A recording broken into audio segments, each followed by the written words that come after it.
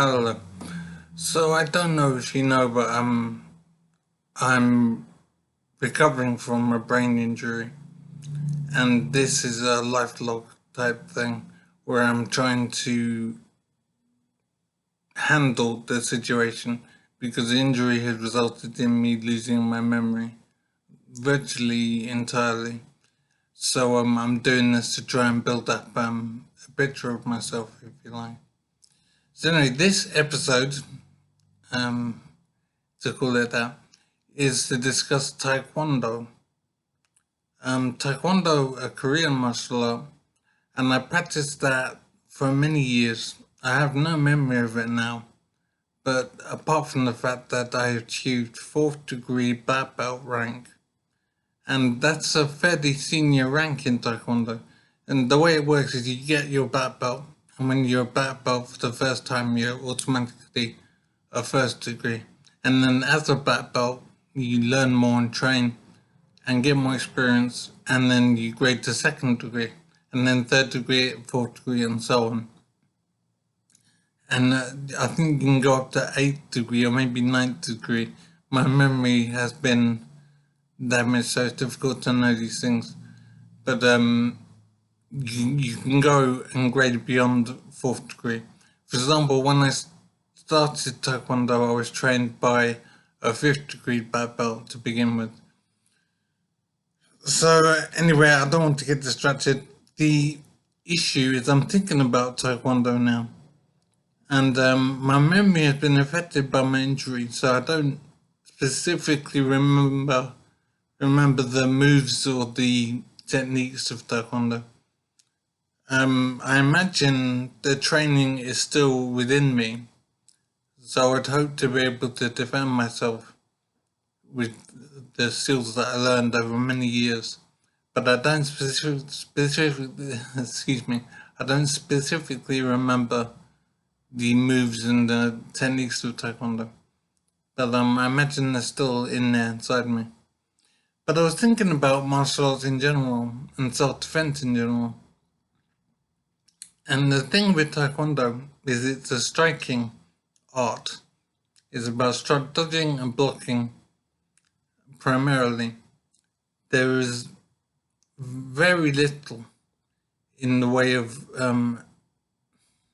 practicing or dealing with holding. And I'm thinking about that, and I think there is room for improvement in Taekwondo tuition to better handle grappling, holding, wrestling, etc. Because the ability to strike someone who has got you in an arm lock or whatever is greatly reduced, and so it's difficult to apply Taekwondo techniques in a situation where you're being held by someone.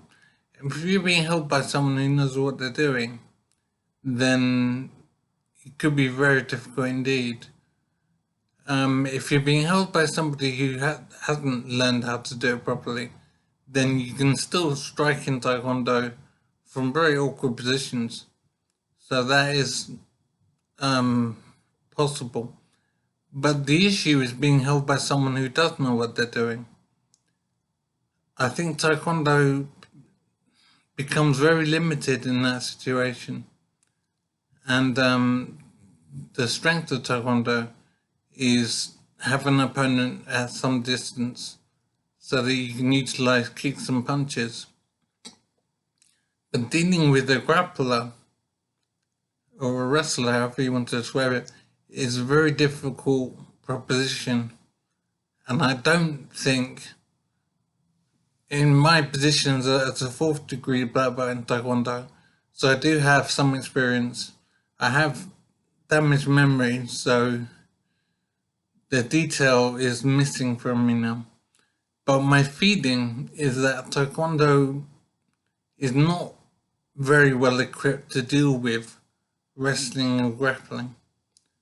The techniques of Taekwondo it's important to utilize the techniques of Taekwondo very quickly and with some distance.